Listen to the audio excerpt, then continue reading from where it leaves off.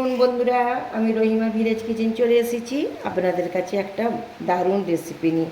দেখুন, আমি বাটা মাছ নিয়েছি, কেটে ধুয়ে পরিষ্কার করে নিয়েছি। আজকে আমি বাটা মাছের ঝাল দেখাবো। নুন নিয়ে নিয়েছি, হলুদ নিয়ে নেব, হলুদ আর নিয়ে নেবো লঙ্কার গুঁড়ো দিয়ে ভালো করে আমি আস্তে আস্তে মাখিয়ে নেবো। ভালো করে মাখিয়ে নিতে হবে। দেখুন আমি কেমন এখানে কেটে কেটে দিয়েছি, মশলাগুলো যেন ভালোভাবে এর মধ্যে চলে যায়।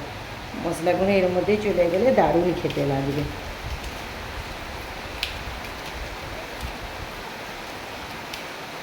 এই বাটা মাছটা অসাধারণ খেতে। গাইস, প্রচুর আমাদের এটা বৃষ্টি হচ্ছে, প্রচুর বৃষ্টি হচ্ছে। এই নুন হলুদ আমি মাখিয়ে নিয়েছি। চলুন এবার কড়াতে আমি এটা ভেজে নিই।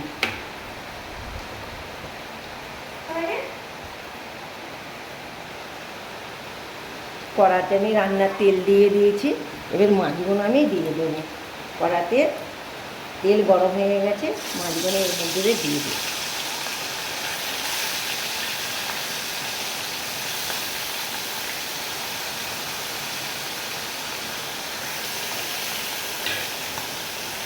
মাছগুলো আমি লাল লাল করে ভেজে নেব।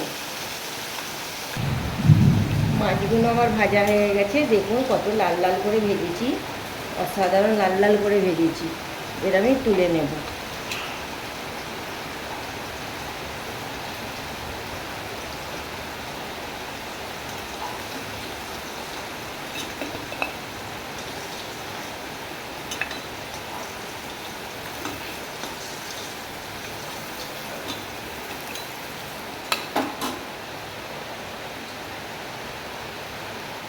এই তেলের মধ্যে আমি একটু ফোড়ন দিয়ে দেবো, সাদা জিরের ফোড়ন। ভালো করে আমি নেড়ে চেড়ে নেবো।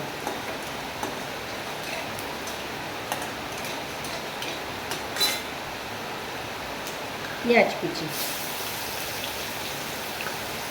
পেঁয়াজ কুচিটা একটু বেশি করে দিলে খেতে ভালো লাগে, আর বাটা মাছের ঝালটা বেশ মাখা মাখাও হয়। পেঁয়াজটা একটু দেবেন বন্ধুরা। ভালো করে আমি নেড়ে ছেড়ে লাল লাল করে ভেজে নেবো। আমাদের এখানে এত বৃষ্টি হচ্ছে গাইস, বলবার মতন নয়। প্রচণ্ড বৃষ্টি হচ্ছে, দেখছেন তো কেমন আকাশ যাচ্ছে।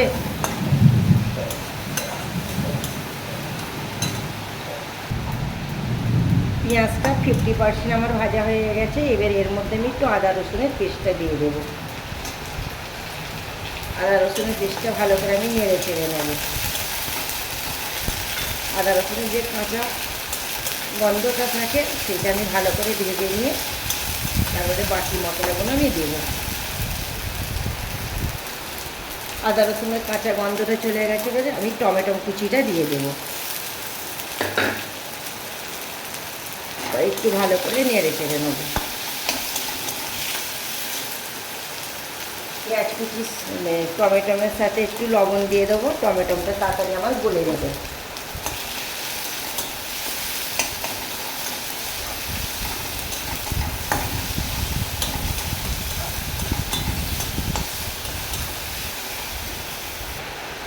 টমেটো কুচিটা আমার গলে গেছে, বাকি মশলাগুলো দিয়ে দেবো। লঙ্কার গুঁড়ো দিলাম, জিরার গুঁড়ো, ধনের গুঁড়ো, হলুদ গুঁড়ো দিয়ে ভালো করে আমি নেড়ে চেড়ে নেব।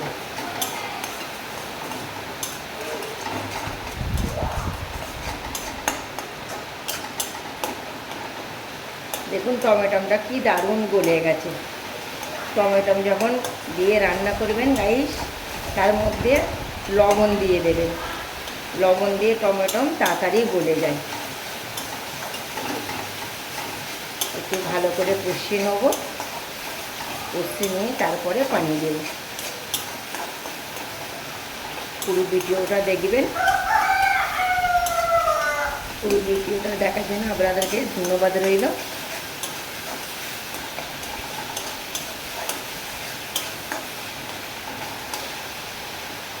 সামান্য একটু আমি পানি দিয়ে দেব,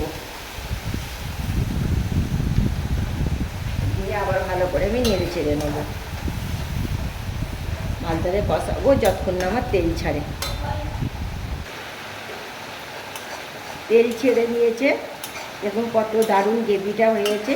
এর মধ্যে বাটা মাছটা আমি ঢেলে দিই, এই ভালো করে আমি নেড়ে চেড়ে নেবো।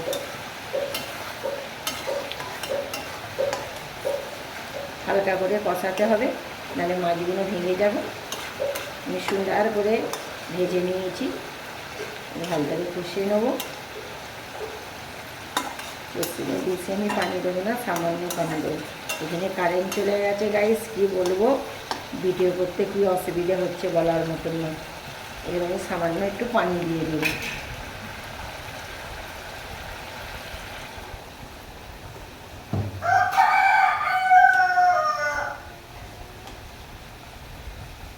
আর একটু মাছটা আমার ভালো করে ফুটিয়ে যাক, ফুটিয়ে গেলে আমি নামিয়ে নেবো, পরিবেশন করে আপনাদেরকে আমি দেখাচ্ছি।